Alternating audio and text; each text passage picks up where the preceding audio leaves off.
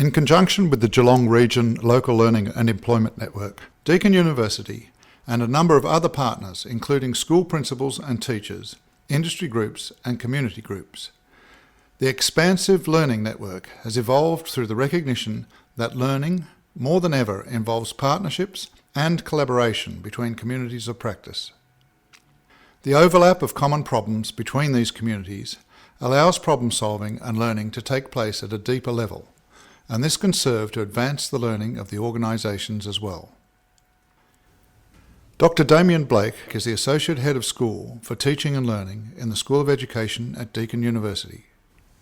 Expansive learning is an extension, or a significant extension, on what we used to think about as learning in the old ways, if you want to put it in those terms. Learning where an individual might acquire knowledge and skills because a teacher teaches them. In fact, in the old ways of thinking, you might have had a master and an apprentice, or a teacher and a student, and the learning was often constructed in a way that it's transmissive. However, we've advanced beyond those sorts of earlier definitions and understandings about learning to the point where we now see learning as something that happens within a community level, and in particular, and in workplaces, for example, communities of practice. Communities learn, not just individuals, and they're closely interrelated.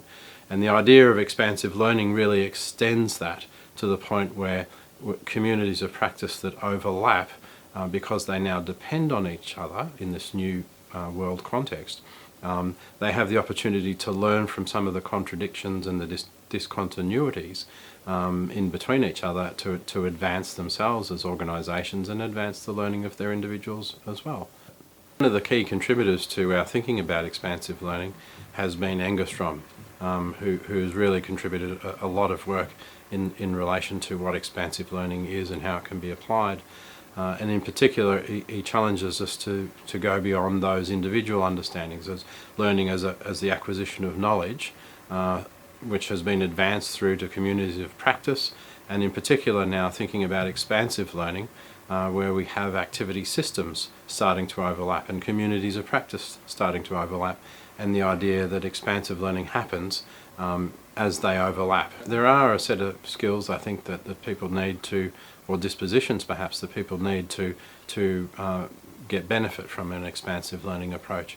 I mean, in the first instance, they need to have a much broader conception of learning than understanding learning as something that just happens in a classroom.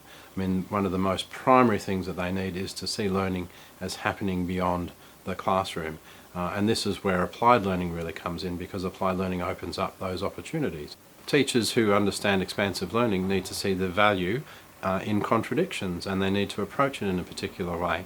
So rather than attempting to control and minimise contradictions, they actually need to learn from those experiences and open them up to understanding from the point of view of the different voices that are in a partnership, for example.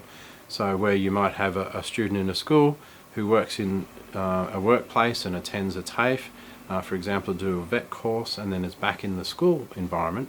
An expansive learning approach would try to understand the perspectives and the voices from each of those different settings, and in particular some of the contradictions that arise. So, for example, when a young person in a school is told that learning is only important if you need it for a test, but when they're in a workplace, they're told that learning is important because you need to use it. Otherwise, it's only academic. There's a direct contradiction, for example, in the way we talk about knowledge in those settings.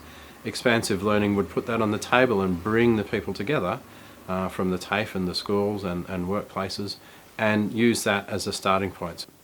One of the most important aspects of expansive learning is learning to cross boundaries.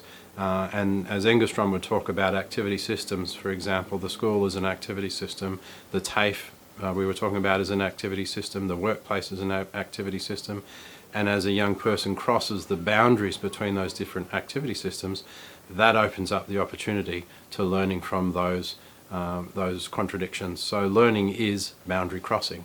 Learning happens through boundary crossing in that sense. So expansive learning really is quite different when you think about it to the older way of thinking of learning as just acquiring knowledge that someone teaches you.